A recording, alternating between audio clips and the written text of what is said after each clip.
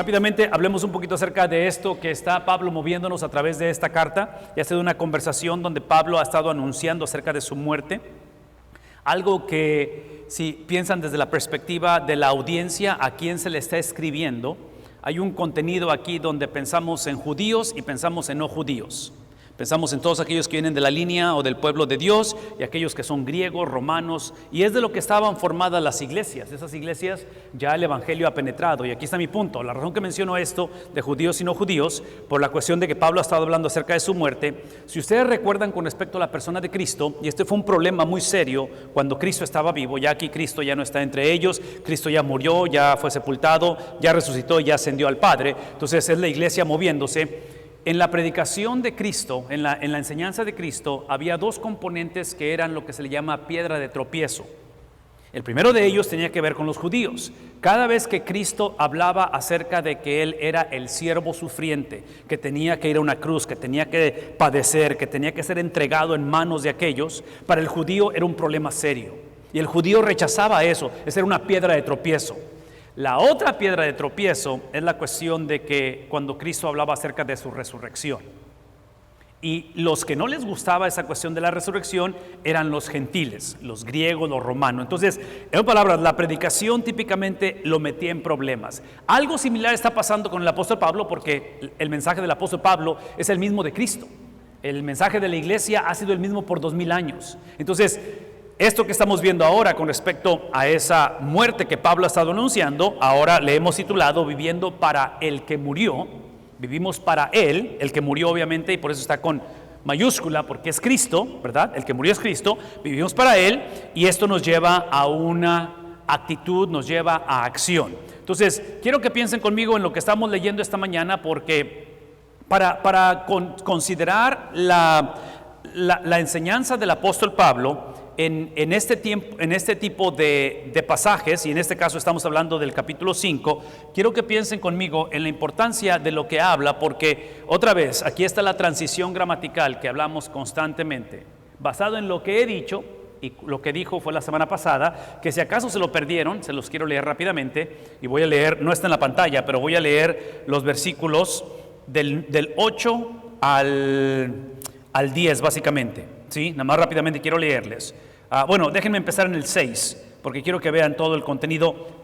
La razón que lo voy a leer es por esto.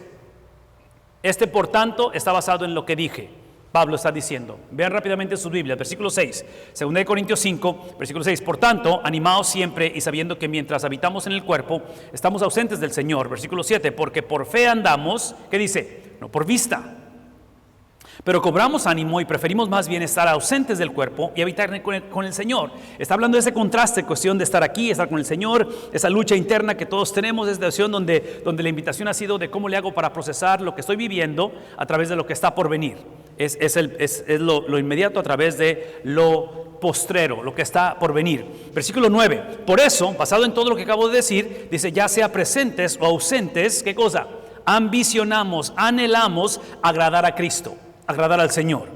Versículo 10, porque todos nosotros debemos comparecer ante el tribunal de Cristo para que cada uno sea recompensado por sus hechos estando en el cuerpo de acuerdo con lo que hizo, sea bueno o sea malo. Entonces, básicamente lo que está recordándonos el apóstol Pablo, y esto es parte de lo que hablamos la semana pasada, es la cuestión de que en medio de esta disyuntiva, en medio de esta encrucijada que llamamos, donde este cuerpo, él le llama esta casa, la cual va en decadencia, la cual es afectada por el mundo en que vivimos, la procesamos a través de lo que está por venir, porque inclusive la semana pasada hablamos acerca de esa morada, ¿sí?, que tenemos, que no es creada por manos de hombre.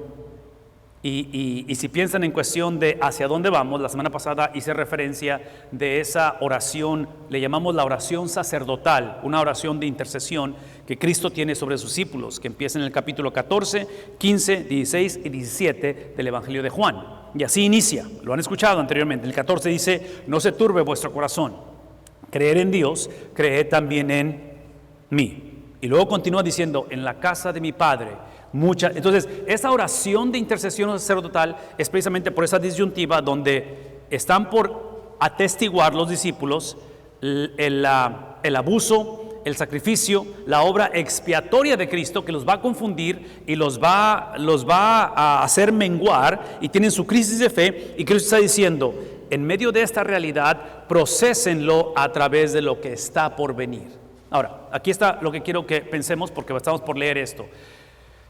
La habilidad de procesar lo inmediato a través de lo que está por venir, procesar mi realidad, mis luchas, mis éxitos, mis pérdidas, mis ganancias y eventualmente la misma muerte, procesar todo esto a través de la promesa que se nos ha dado. Inclusive la semana pasada hablamos acerca de un enganche donde nos dio el Espíritu como garantía. Ese proceso de lo inmediato a través de lo que está por venir es la obra exclusiva del Espíritu Santo.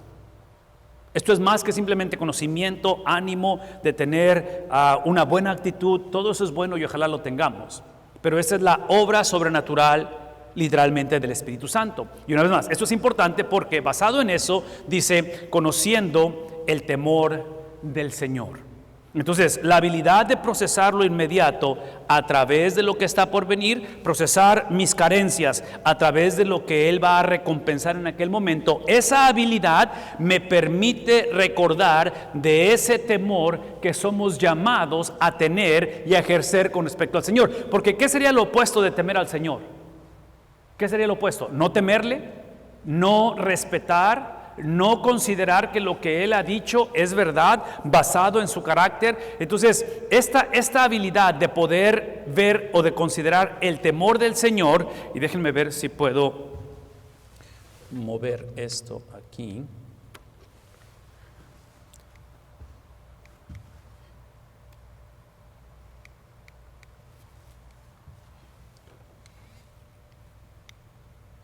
Ok, esta habilidad de poder temer al Señor es recordar que este Cristo es aquel que es declarado a través de la Biblia como el agente, como el catalítico, como el líder con respecto a creación, con respecto a salvación, que ya sucedió al principio de la historia, ya sucedió hace 2000 años, y ahora Pablo está recordándole a la iglesia que ese mismo Cristo, que es la razón por qué todo fue creado, y Cristo creó todo desde el principio, porque Él es Dios mismo, es aquel que nos ha salvado, pero es el mismo que viene a ejercer juicio.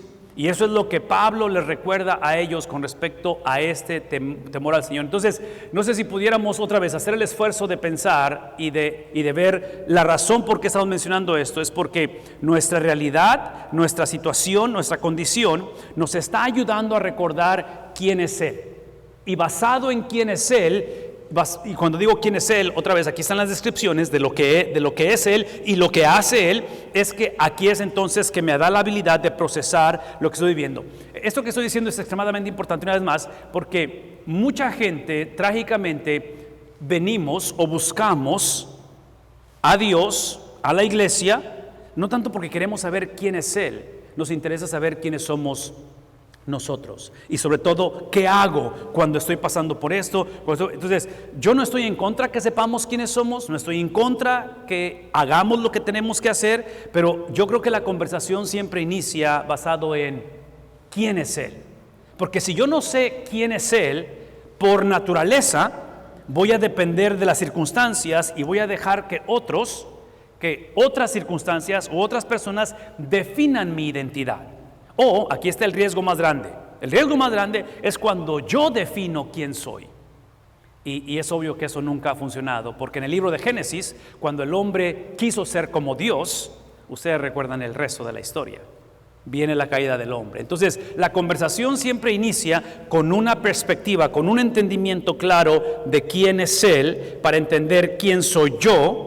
Independientemente de qué está pasando o qué estoy sintiendo o qué estoy pensando, esta es la identidad que tengo en Él, basado en lo que Él dice de su persona, y eso es lo que dice de su persona, ¿sí? Y eso me lleva ahora sí a una cuestión de obediencia. Y aquí está lo que significa todo esto. Lo que significa es que me da la habilidad, porque estamos hablando del temor a Dios, del temor que necesitamos tenerle al Señor, es de que me da la habilidad de procesar el hecho de que el Dios de la Biblia es un Dios que demanda justicia, es el Dios que no se puede hacer de la vista gorda, es el Dios que todo pecado tiene que ser tiene que ser castigado, que toda culpa tiene que llevarse a un juicio. Entonces es el Dios que siempre ha demandado justicia, pero a través de Cristo, el cual es el justificador, ha dado la promesa que en el día postrero, ¿sí?, aun cuando Él viene a juzgar vivos y muertos, para nosotros ese juicio es una experiencia de recompensa. E inclusive, este es el punto, hablar de Cristo como el agente de juicio, yo voy a argumentar que no hay cosa más, no hay expresión más amorosa, no hay experiencia más tangible del amor de Dios que su juicio. Y les voy a decir por qué. Porque es obvio que vivimos en un mundo de injusticias. Y pensar que la injusticia de este mundo va a ser ignorada, no va a ser considerada, entonces fácilmente podemos decirle a Dios, realmente cuestionar su existencia, porque con tanta injusticia, con tantos problemas, con tanta carencia, inclusive la misma muerte. Y dices tú, o sea, la muerte, o sea, aquí se acaba la fiesta, es todo lo que tenemos. Entonces el juicio de Dios lo que implica es de que el que Él actúe y obre con justicia es el hecho de que Él es un juez, pero es un juez justo. Porque si alguna vez tenemos que ir ante una corte, lo que deseamos es, ¿qué cosa? Es justicia. No queremos un juez corrupto, no queremos un juez que puedas fácilmente sobornarlo o cosas por el estilo. Entonces, por eso es que la manera en que procesamos esta justicia, que es real, y esta justicia la procesamos a través del Dios que en su misericordia, otra vez, manifestación de amor, Él ha provisto al justificador. Entonces, lo hermoso del Evangelio es que esta justicia no fue dada, establecida, no fue presentada. Y entre paréntesis, cuando digo justicia, la justicia de Dios es su palabra. El libro de Amós le llama a la Biblia o a la ley, le llama la plomada, que viene siendo cuando ustedes ven a los trabajadores de la construcción y para nivelar una pared, para nivelar, no sé, un techo, usan un cierto tipo de nivel para que esté derecho. Entonces, en el libro de Amós usa el término plomada para que esto esté nivelado, porque lo que está diciendo Amós es que esto es lo que nivela. Esta es la vara de medida. Este es lo que usamos para asegurarnos que esto es aceptable o no aceptable ante Dios. Entonces, esta justicia, sí, no fue dada para que la obedezcamos. Esta justicia fue dada para mostrarnos que no podemos obedecerla, pero que Él ha provisto el que la iba a obedecer. Y aquí está el reto una vez más, ¿sí? En lo inmediato, en este momento que estamos en esta disyuntiva, estamos experimentando esa justicia de Dios, esta obediencia o desobediencia es la realidad. Pero viene el día en el cual, sí, el Cristo que viene literalmente para llevar a cabo ese juicio, pero ese juicio fue puesto en Él, por lo tanto, Él se ha convertido, o Él es el justificador. Basado en ello, observen esto, basado en ese temor de Dios, en esto que acabamos de explicar, es que por lo tanto lo que hacemos, estamos persuadimos a los hombres. Entonces, basado en esto que acabo de explicar, basado en el temor de Dios, ¿sí? El temor de Dios lo que hace es que crea ahora esta habilidad de ver por la vida de otros. Y esta cuestión de persuadir a los hombres es regresar a la introducción del Evangelio, que es el nacimiento de una nueva vida. Estamos compartiendo el Evangelio, estamos compartiendo a aquellos de tal manera que lo que persuadimos, lo que estamos otra vez llevando al corazón del hombre es el mensaje. No estamos pidiendo que el hombre cambie de actitud, mejore su condición, se lleven bien y dejen de pelearse. Sí, lo que está pidiendo el apóstol Pablo en el persuadir es que vengan al conocimiento de Cristo. ¿Qué implica ello? Eso es lo que implica. Implica que ahora que tenemos el temor a Dios, ¿sí?, no solamente es entender que la justicia de Dios fue puesta en Cristo y Él se convierte en el justificador y Él ha tomado la venganza, Él ha tomado el juicio de Dios que nos correspondía a nosotros, y cuando ponemos fe en Cristo Jesús, Él produce su vida en nosotros. Pero ya que la ha producido, porque como está hablando a la iglesia, adivinen qué, esa producción o esa germinación o esa formación de algo nuevo en mi vida no fue la meta, ese fue solamente el principio. La meta es ahora llevar, ¿qué cosa? Llevar fruto. Y el fruto, adivinen qué es. Este fruto es lo que típicamente describimos como aquello que tiene que ver los frutos del Espíritu Santo, porque son las características de Cristo. Entonces, el cristiano sin fruto potencialmente es una contradicción de términos, porque la razón que hubo esto es que hubo esto. Produce esto, produce. Entonces Pablo está diciendo, persuadimos a los hombres, porque aparentemente la iglesia había divorciado la germinación de la fructificación, la regeneración de la santificación, y Pablo está teniendo problema con ello. Los vamos a persuadir, dice, pero a Dios, vean esto, en esta cuestión de persuadirlo, de ayudarles a conectar o a casar o a fusionar una vez más lo que es la germinación y la fructificación, es que ahora estamos viendo que a Dios o ante Dios somos manifiestos. Porque otra vez, acuérdense, a quien está hablando el apóstol Pablo, está hablando una iglesia que no solamente había divorciado germinación de fructificación, justificación, de santificación, ser salvo y vivir como salvo. No solamente había hecho eso la iglesia, trágicamente, por eso está persuadiéndolos, pero es el producto de que la iglesia había perdido el temor al Señor. Entonces, si piensan en nuestra generación, el problema de nuestra generación, yo voy a argumentar, y lo he dicho otras veces, es que no le tememos a Dios.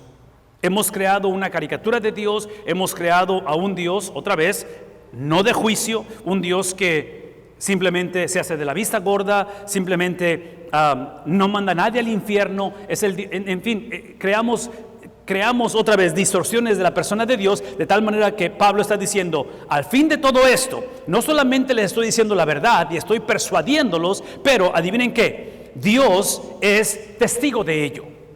No es solamente mi idea, de tal manera que lo que está diciendo el apóstol Pablo, porque a Pablo lo acusaban precisamente de una vida de duplicidad, doble cara, doble ánimo, hipocresía, falsedad, ¿verdad? Decimos la palabra counterfeit. Entonces Pablo está diciendo, no, ante Dios, vean lo que está diciendo, dice, ante Dios somos, ¿qué cosa? ¿Qué es el punto? De que el Dios de la Biblia, que otra vez hemos hablado acerca del Dios que tiene que ser temido, el Dios que nos lleva a persuadir a los hombres, es el Dios en el cual, delante de Él, adivinen qué.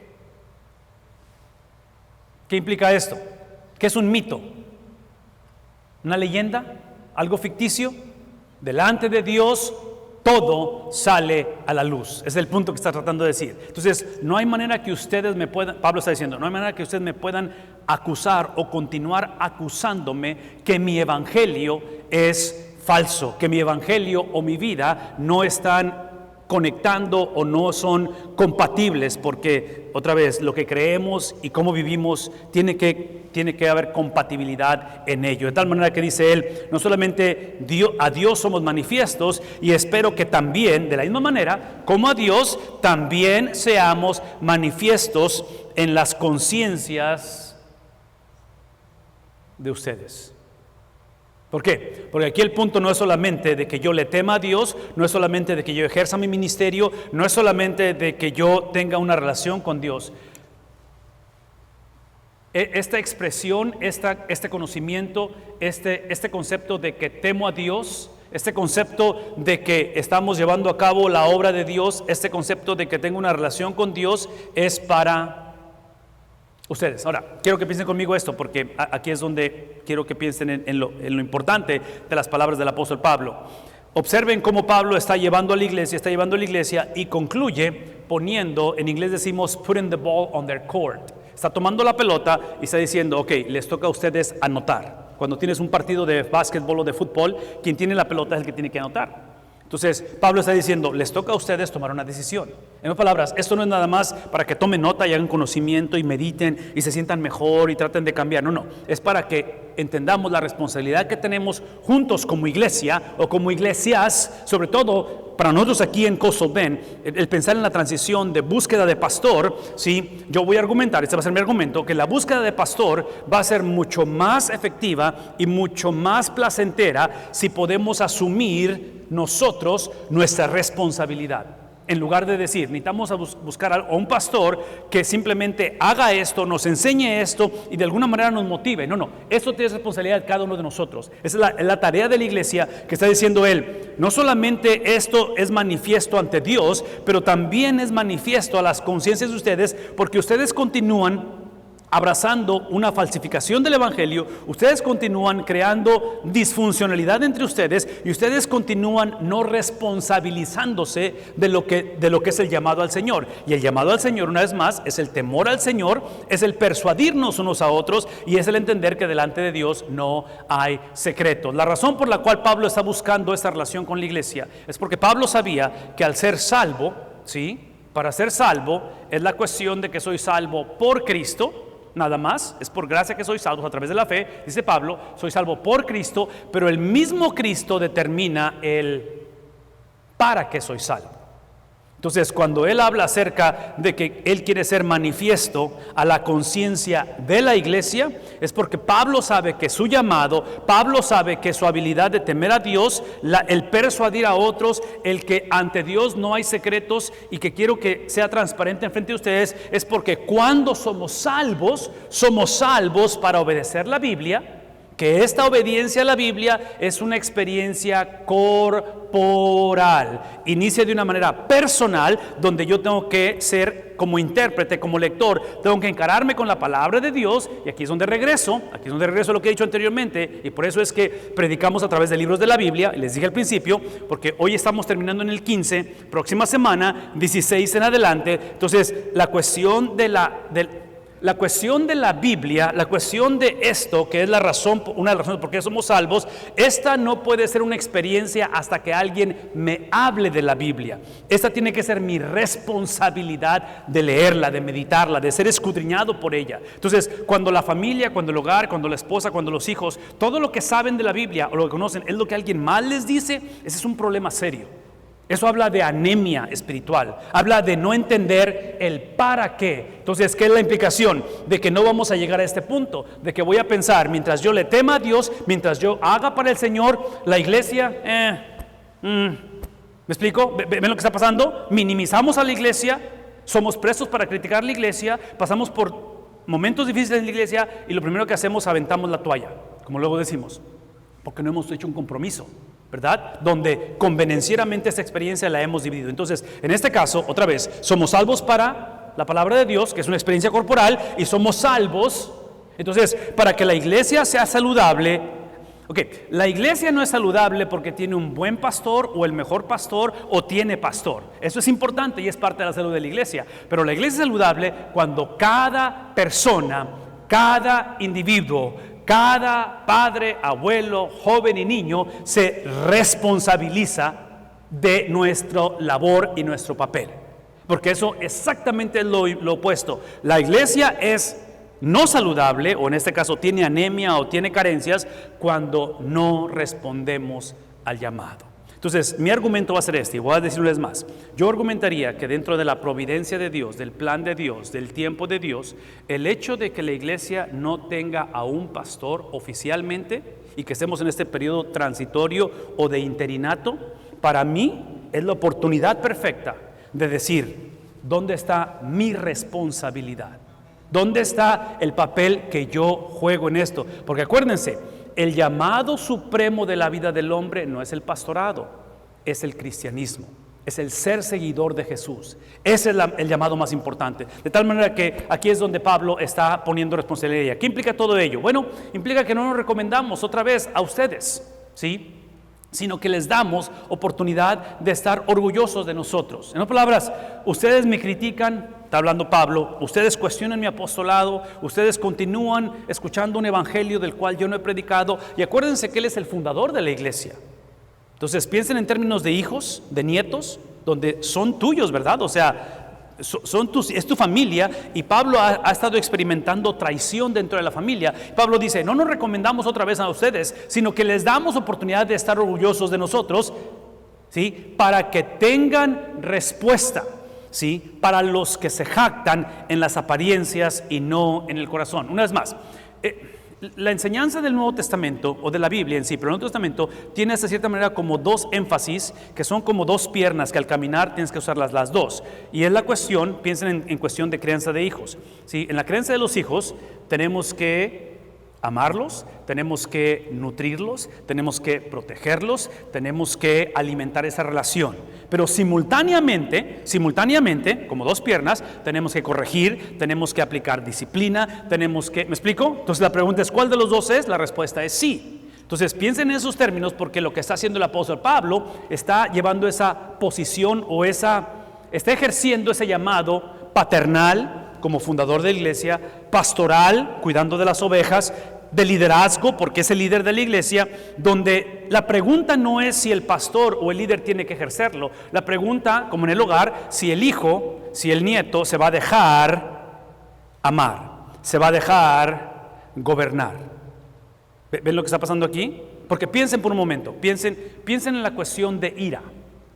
Yo argumentaría que como padres, como esposos, como abuelos, la ira muchas veces se hace presente porque te duele y trae ira a tu corazón cuando ves a alguien que amas que continúa un patrón autodestructivo. Y dices tú, ¿cómo es posible? ¿Me explico? Porque te duele más como si te pasara a ti, que es mi punto. Es algo que está pasando a nivel de iglesia. Entonces Pablo, el problema no es que lo estaban acusando, el problema es que la iglesia estaba creyendo las acusaciones falsas que habían en contra de él. Entonces Pablo está diciendo, no nos recomendamos a ustedes, sino que les damos la oportunidad de estar orgullosos de nosotros, de que vean la razón, porque esto, para que tengan respuesta para los que... Si alguien dentro de la iglesia estaba jactándose, estaba acusando, estaba creando división, ¿sí? Estaban jactándose en las apariencias en lugar de conocer el corazón. Entonces, otra vez, piensen en términos de la formación espiritual de nuestros hogares, formación espiritual de la iglesia, donde la mayor parte del tiempo no tenemos, hay ocasiones que sí tenemos, la mayor parte del tiempo no tenemos la habilidad de controlar a aquellos que se jactan, ¿en qué cosa? Entonces piensen, no sé si alguna vez vieron esos programas en televisión de hace muchos años, había un programa que le llamaban Caras y Gestos, y al principio del programa ponían, y debí de haberlo traído, pero no lo traigo en la pantalla, ponían dos máscaras, y era una máscara sonriendo y una máscara triste, y son las máscaras que usaban en los teatros, donde literalmente se la ponen, y están actuando, y el mismo actor se cambia de máscara. Entonces es el concepto de doble ánimo, ¿me explico? Una vez más, escuchen lo que voy a decir. En el trabajo, en el hogar, en el matrimonio, en el mundo, en la iglesia, la mayor parte del tiempo no tenemos manera de distinguir cuando una persona vive doble vida. Normalmente no tenemos control de ello. Lo que Pablo está diciendo es, ok, no pueden controlar lo que se infiltra a la iglesia, pero la pregunta es si tienen control de cómo reaccionan cuando suceda. ¿Cómo reaccionamos a ello? Y una de las cosas que este mundo nos ofrece constantemente es que normalicemos la vida de duplicidad, que normalicemos la falsificación de las cosas. Pablo está diciendo, observen que el contraste es que sepan distinguir cuando alguien habla del corazón. Entonces, otra vez, yo no sé, y esta no es una conferencia para matrimonios o para crianza de niños, pero piensen en la cuestión de nuestros hijos, en nuestros nietos, escogiendo un novio, escogiendo un esposo o una esposa. Que sepan distinguir lo que es genuino, que sepan distinguir lo que es verdadero, que sepan distinguir que en el momento en que la persona, el joven, la señorita, se desnuda con alguien más para tener una relación sexual premarital o fuera del matrimonio, a la luz de la Biblia, esa relación sexual, esa relación íntima, sí, involucra por eso la relación sexual tiene que ser el matrimonio, porque en el matrimonio hay una desnudez emocional, hay una desnudez intelectual, hay una desnudez espiritual, hay una desnudez física. ¿Me explico? El problema con lo que estamos hablando en la cultura es que hoy en día te puedes desnudar, sí, físicamente, sin que haya ningún otro tipo de desnudez. Porque emocionalmente le pertenezco a mi esposa, porque intelectualmente, sí capto lo que está pasando. Entonces, vivimos en una cultura donde todo es, ¿qué cosa? Las apariencias. Y pues una vez más, Pablo está advirtiendo a la iglesia porque la iglesia ha sido víctima de falsificación de liderazgo, de falsificación de evangelio, y la iglesia está en problemas. Pero una vez más, yo voy a argumentar que esto es trabajo de la iglesia, indagar este tipo de conversaciones. El punto aquí es simplemente que Pablo quiere que entendamos que el carácter del individuo, sí, es la esencia del individuo. Las habilidades del individuo obviamente son importantes. Y en la búsqueda de pastor, por favor escúchenme, como es en la búsqueda de un novio, como es en la búsqueda de trabajo, como es en la búsqueda de una iglesia, como es simplemente en la vida, tenemos que asegurarnos que la persona con la cual invitamos, consideramos como pastor de una iglesia, importante que es que sepa hacer el trabajo, es más importante que cosa. ¿Quién es la persona? Entonces, piensen en términos, otra vez, de hijos, en términos de nietos, en términos de noviazgo y de matrimonio, porque yo voy a argumentar que hemos cometido el error como generación, donde como padres nos interesa más que tengan una carrera a que se forme Cristo en sus vidas, muchas veces. ¿Están de acuerdo conmigo en eso o no? Y estoy hablando porque todos batallamos con esto.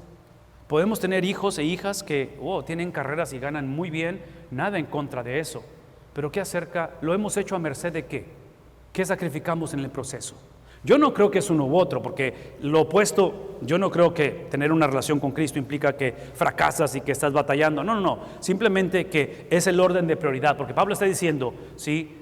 No tenemos que otra vez recomendarnos a ustedes, porque ustedes saben que lo que hacemos está basado en lo que somos. Y que no es una u otra, pero son los dos. Por lo tanto, entendemos que estas son las dos caras de la misma moneda, no es una u otra, son las dos cosas a la misma vez. Parte de ello es porque hemos dicho que la doctrina siempre es relacional. Entre más sabemos de Cristo, más nos interesa la vida de otros. Una vez más, entre más conocemos de Cristo, del Cristo verdadero, es para que otros conozcan, ¿verdad? Estamos por celebrar o por tener la Escuela Bíblica de Vacaciones. Escuela Bíblica de Vacaciones es el producto de lo que Cristo nos llama a hacer como iglesia. Entonces queremos que otros conozcan, ¿verdad? Entonces menciono todo esto porque esto es aparentemente lo que está pasando en la iglesia. Si esto es verdad, el problema no es cuando esto es verdad, el problema es cuando esto es manipulado. Entonces toda doctrina sin relaciones se convierte en legalismo. Es pensar simplemente que el propósito de la iglesia es aislarnos del mundo, es simplemente que en esta iglesia no somos cantidad, somos calidad. Somos gente que somos muy conocedoras, muy espirituales y siempre tenemos una actitud denigrante, se dice, donde estamos viendo hacia abajo a los demás, ¿sí? Porque pensamos que entre más conocemos de Cristo, es para mi beneplácito nada más. No, tiene que ser para los demás. Entonces, cuidar de no llegar a ese legalismo, porque entonces la plomada o lo que dijimos hace un momento, ese nivel para ver lo que está derecho, adivinen quién se convierte. Se convierte en mi conocimiento, se convierte en mi experiencia. A menos que pienses como yo, actúes como yo, sientas como yo, veas la vida como yo, realmente no estás bien. Cuidado, porque eso es legalismo. Lo opuesto sería relaciones sin doctrina, que sería un club social, donde todos nos llevamos bien, donde no puedes confrontar a nadie porque no puedes ofender a nadie, y donde aquí todo se vale. A eso se le llama antinomianismo, o es pensar que estamos por encima de la ley. Donde aquí lo más importante es que nadie se enoje, no importa que haya rebeldía, haya pecado, no importa que la hija esté viviendo, o el hijo esté, o el nieto, ¿me explico? No importa que mi esposa, no importa, porque no puedo hacerlo enojar, porque así es el carácter de ella, o así es él. Entonces, ¿ven los dos extremos? Doctrina relacional, y cuando lo vemos como si fuera un buffet y cada quien escoge, es lo que está pasando en la iglesia de los Corintios. Por lo tanto, porque si estamos, ¿sí? Otra vez las acusaciones, a esto lo culpaban a Pablo de que estaba loco. Dice, si acaso estamos locos, si por alguna razón esto es verdad, ¿sí? Estamos locos ¿para quién? Porque ya dijimos, porque delante de Dios no hay secretos, los secretos son mitos. Entonces, no importa cuál sea mi condición, delante de Dios no hay manera que haya esos disfraces o máscaras. Dice, es para Dios, y si estamos cuerdos, es que estamos y lo somos para ustedes. Una vez más, el punto aquí es de que es el principio que estamos diciendo, o sea, dentro de mis convicciones, mi conocimiento, mi llamado. Y otra vez, no sé cómo enfatizar esto, porque mi deseo es que como iglesia asumamos nuestra responsabilidad, porque cuando la iglesia busca un pastor, es como cuando el joven o la señorita busca un futuro cónyuge. Por favor, escuchen lo que estoy diciendo, ¿ok? Y lo que estoy por decir va a ser un poquito retador, porque para los que estamos casados, esto va a ser retador, pero aquí va el asunto, este es el principio. Dentro de estas posibilidades de tener pastor o de novio y eventualmente esposa, la atracción inicia con lo que sabemos.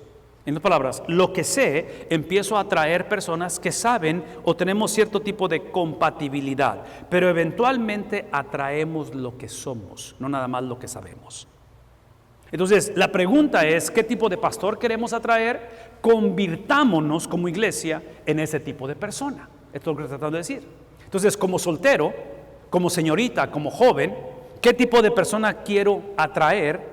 Necesito convertirme en ese tipo de persona. Entonces, menciono esto porque otra vez, Pablo, hablando de la iglesia, donde ha sido acusado de diferentes maneras, ya sea que esté, si es que estoy loco como me acusan, o si estoy cuerdo, adivinen qué, independientemente, el punto aquí es de que toda persona que se relaciona con Dios es para el beneficio de otro. Entonces, hablamos de la palabra en inglés selflessness, sacrificial, donde estás dispuesto a dar por otro. Entonces, para poder atraer a un pastor que en lugar de ser egocéntrico, en lugar de ser, se trata de mi persona y hacerse el ofendido todo el tiempo, necesito convertirme en eso como iglesia. ¿Está claro eso? ¿No? ¿Sí? Porque si no, caemos en el error de ver la paja en el ojo del hermano a expensas de ignorar, ¿qué cosa? La viga en el propio. Porque somos prestos para ver a los demás y criticamos rápidamente, pero no nos damos cuenta que, como luego decimos, cojeamos de la misma, ¿qué cosa? La misma pata. Estamos igual, ¿no es cierto? Entonces, por eso es que Pablo está diciendo al final de la conversación, entre más sabemos, y entre paréntesis, aquí hay un paréntesis muy importante. Si esto en nuestra vida o en nuestra iglesia, matrimonialmente, relacionalmente, trabajo, como sea, si esto está en deterioro anímico, si estamos batallando, si está disfuncional, potencialmente, y yo sé que podemos ir caso por caso, el problema no es con quién me casé o con quién estaba casado o la situación de cómo es este niño o esta jovencita o mi patrón. Potencialmente el problema es que no tengo una perspectiva bíblica de cómo lidiar con los problemas. No es más, el problema probablemente es la ignorancia, porque lo que hace la palabra de Dios es que me da acceso a Cristo, y lo que hace Cristo, una vez más, lo que hace Cristo es que me libera no solamente de condenación eterna, no solamente de la ira venidera que es de Dios, porque Él ya se ha convertido en el justificador, Él ha absorbido la justicia de Dios, pero me libera de mí mismo. Entonces, todo esto lo menciono porque aquí es donde ahora mi prioridad, adivinen qué es. Por favor, escúchenme, mi prioridad no es la versión de la iglesia que me conviene, mi prioridad es la salud de la iglesia. ¿Captamos eso? Porque hoy en día tenemos gente buscando iglesia, o ve la iglesia como algo opcional cuando ellos pueden. No es lo que yo pienso de la iglesia, es lo que la Biblia dice de la iglesia, y lo que la Biblia dice de la iglesia es mi trabajo y es mi labor contribuir hacia ello. Entonces, aquí está otra vez, y esto suena como que si estoy vendiendo mi propio producto, pero aquí es donde regresamos a esa autoridad pastoral o esa autoridad donde si como iglesia estoy dispuesto, como iglesia, como familia, como varón, como joven, a posicionarme debajo de esa autoridad. Y menciono esa autoridad porque otra vez es lo que produce, y es obvio que cuando digo de autoridad, y otra vez aquí estoy haciendo muchos comerciales dentro de esto, pero cuando hablo de autoridad es la misma que pasa en el hogar. En el hogar como esposa, el llamado es que él es el varón y es cabeza del hogar, pero esa sujeción está limitada, porque mi sujeción como esposa debe de ser siempre y cuando lo que demanda él es lo que demanda Cristo. Si él me pide que haga algo que no va de acuerdo a Cristo, ¿ven que está condicionado esto? Es lo mismo que pasa a nivel de relación de iglesia.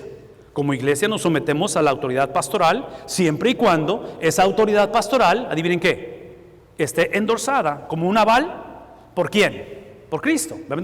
¿Saben cuál es el problema? El problema no es tanto que haya abuso en la iglesia, lo cual lo hay. No es tanto que haya abuso en el hogar, lo cual también lo hay. El problema es que muchas de las veces no sabemos qué es lo que piensa Cristo.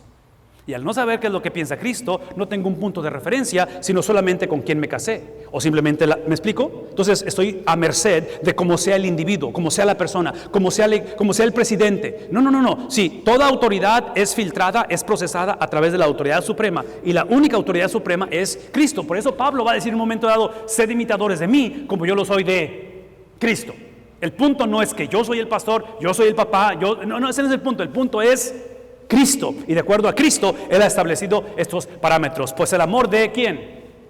Exactamente, ¿verdad? Aquí está la invitación. Regresa Pablo a hablar de esto. Es el amor de Cristo. El amor de Cristo es que cuando éramos extranjeros, advenedizos, cuando éramos enemigos de Dios, Él a través de su gracia, exclusivamente gracia, Él produjo en nosotros ¿qué cosa? ¿Qué produjo? ¿Una mejor versión? ¿Cambió nuestro carácter? No, creó vida. Y la vida que Él creó en nosotros es la vida de Él que Él entregó por nosotros para poder darla a nosotros. ¿Captamos eso? Una vez más, lo que Cristo ha creado en nosotros, que es su propia vida, por lo tanto no me pertenezco a mí mismo. Si yo soy seguidor de Jesús, seguidor de Jesús implica que administro. Soy mayordomo de la vida de alguien más que un día voy a tener que dar cuentas de ello. No es la mejor versión de mi vida. Entonces Pablo dice, el amor de Cristo, sí, es aquel que la versión Reina Valera, si lo ven, si traen la Reina Valera, dice nos constriñe, nos apremia. Y el concepto de apremiar del amor de Cristo es que crea en nosotros una relación fuerte, una relación en la cual es inmovible o no puede ser quebrada o romperla. Entonces es el concepto donde el amor de Cristo nos lleva a esta relación en la cual la pregunta muchas de las veces es si un cristiano puede perder la salvación. Es una pregunta legítima, no es una pregunta correcta. La pregunta correcta es si Cristo puede perder uno de los suyos. Y la respuesta es un rotundo no. ¿Por qué? Porque el amor de Cristo, ¿qué cosa? Nos toma, nos sella, nos une. Esta unión, ve lo que voy a decir, esta unión tiene un propósito. Y el propósito no es simplemente evitar el infierno. El propósito no es simplemente que nos vaya bien en este mundo. El propósito es que demos, ¿qué cosa? Dígalo conmigo. Por favor, escúchenme. ¿Sí? Si no hay fruto, potencialmente es que no hubo raíz. Si no hay fruto, es que potencialmente nunca sucedió esto en nuestra vida. Si no hay fruto, es que hemos negociado. Por favor, escúchenme.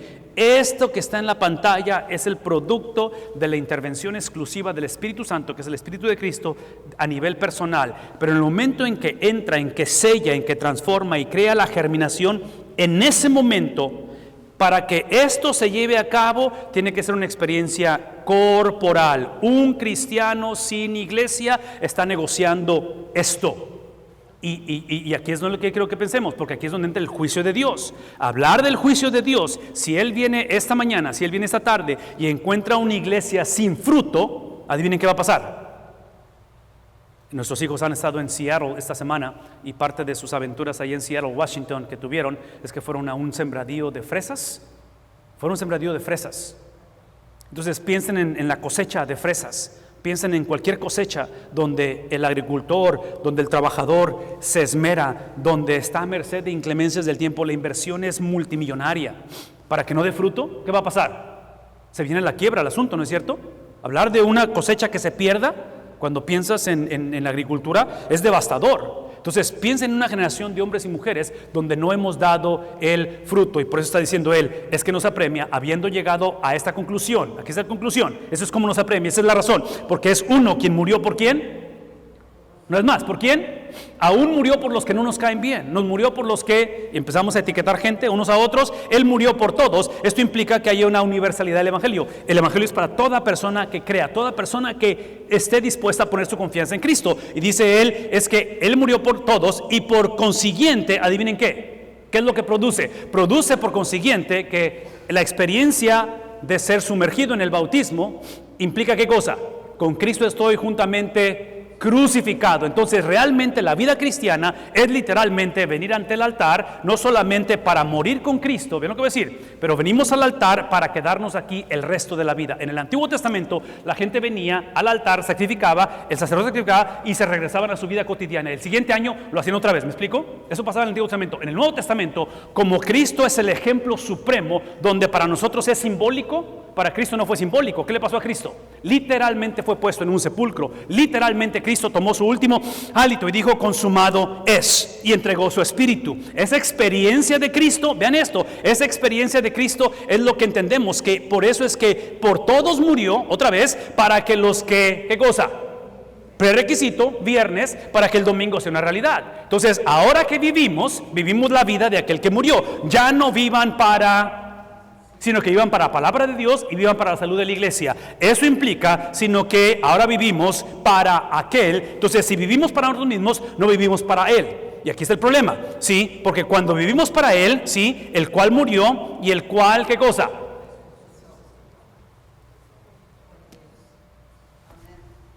La única manera en que vamos a poder ser copartícipes de la resurrección